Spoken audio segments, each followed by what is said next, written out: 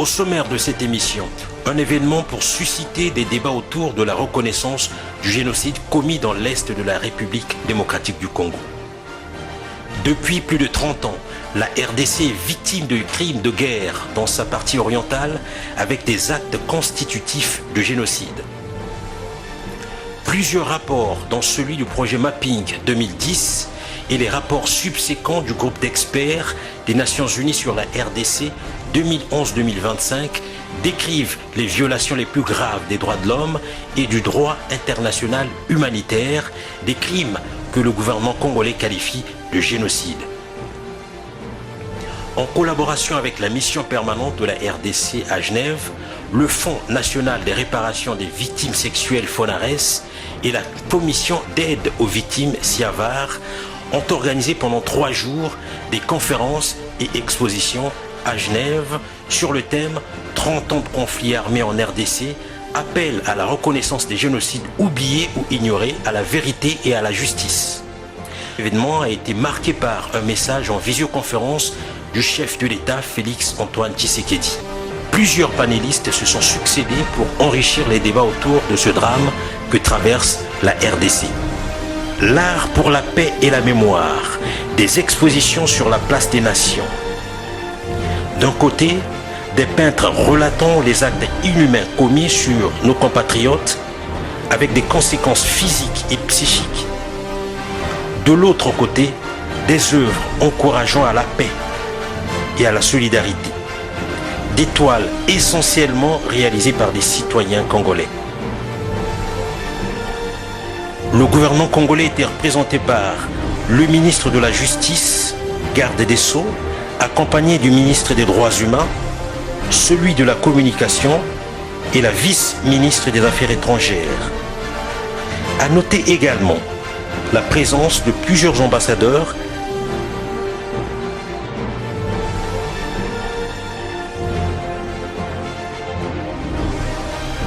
Bienvenue à cette émission.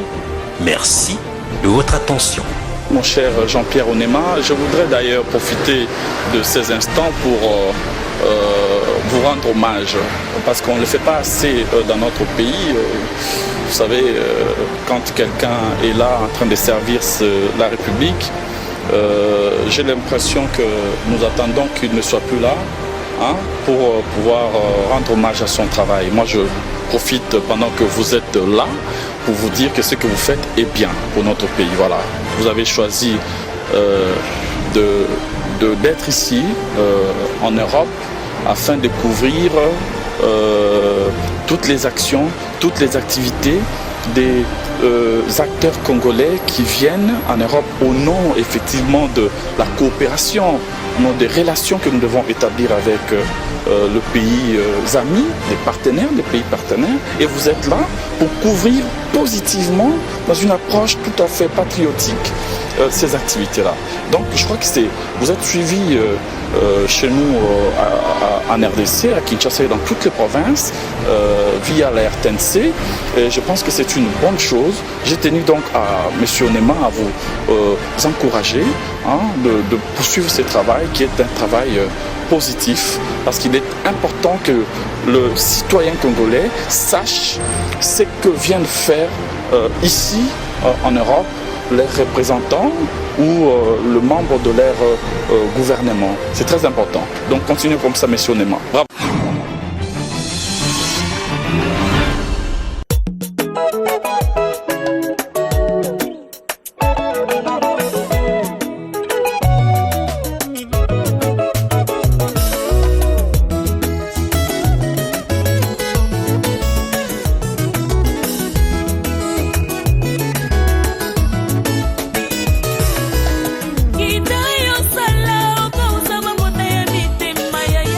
Papa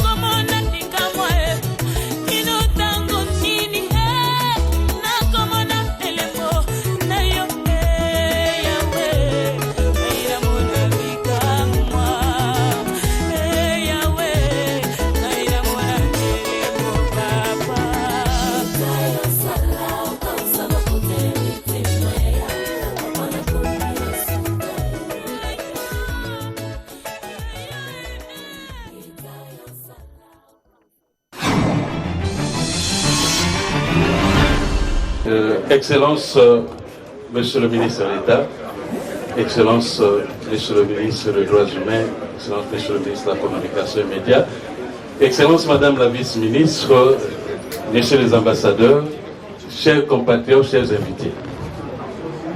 Nous parlons au nom du président de la République qui, le 2 août dernier à Kinshasa, lors de la commémoration du Génocide, a dit qu'il fallait partir après l'appropriation de cette réalité au niveau national, il faut aller à l'international pour sensibiliser la communauté internationale à ce qui se passe comme drame humanitaire et comme génocide en République démocratique du Congo.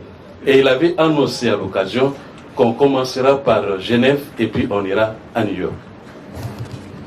Merci beaucoup.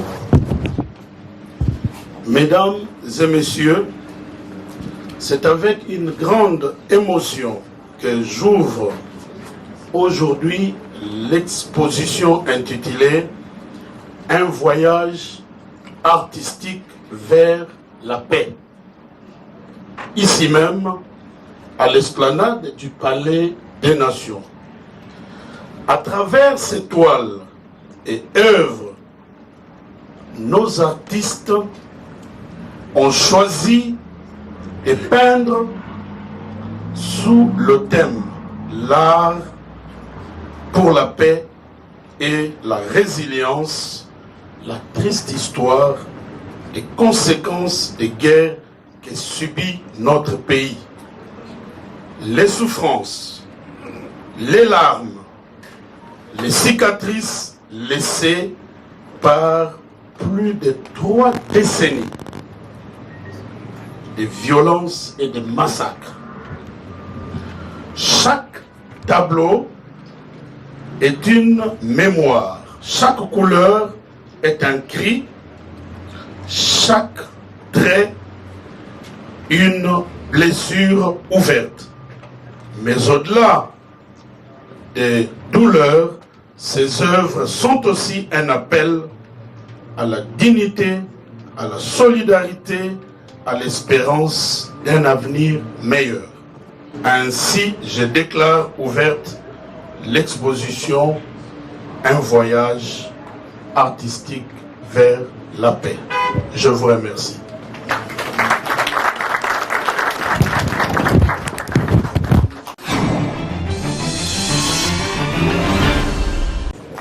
Bonjour à tous. Comme vous le savez que le Congo a connu jusqu'à ce jour 3 décennies de conflits, qu'on peut étaler par décennies. Depuis 1993, il y a eu des conflits dans le pays voisin et donc plusieurs peuples avaient traversé chez nous. Et quelques temps après, nous avons vu que le belligérant de l'autre côté les ont poursuivis pour le massacrer. Mais ensuite, on a eu à renverser les régimes et donc à partir de là, plusieurs victimes étaient mises. Et bien après, nous avons vu qu'il y a eu naissance de mouvements de rébellions étrangères avec une connotation soi-disant congolaise qui ont commencé à massacrer à partir de 98 jusqu'en 2003 les communautés entières. Et de 2003 à 2013, la deuxième décennie est marquée par en fait l'existence de plusieurs groupes armés qui auront comme mobile, premièrement, occuper des espaces, deuxièmement, faire de la terreur aux communautés locales afin qu'elles fuient et donc le massacrer. Et par là, nous allons voir qu'ils ont causé beaucoup de massacres. Nous verrons le massacre de Kassika, Makobola, Mwenga, Kamituga, Mutaroule et consorts qui vont causer beaucoup de massacres. Les communautés qui étaient minoritaires deviennent majoritaires. Et donc, les tableaux que nous voyons ici n'ont fait que repeindre ce que nous savons déjà. Vous allez voir que la première partie concerne en fait la prolifération des groupes armés, l'existence des camps des déplacés. On ne doit pas oublier qu'aujourd'hui, il y a près de 6 900 000 personnes qui vivent dans les camps. Nous avons près de 3 millions d'enfants qui aujourd'hui ne sont pas scolarisés tout simplement parce que leurs écoles détruites, leurs villages incendiés et les conflits sont là. Nous avons plusieurs enfants qui sont enrôlés dans les groupes armés de force. Les enfants qui aujourd'hui pouvaient aller à l'école, les enfants qui aujourd'hui seraient des ingénieurs, mais qui ne peuvent pas le faire. Et l'autre tableau, comme vous allez le dire, vous allez le voir, ces tableaux peint un peu la barbarie. Donc ce qu'on appelle la stratégie de la terre brûlée. En d'autres termes, on inflige une grande souffrance à la population congolaise.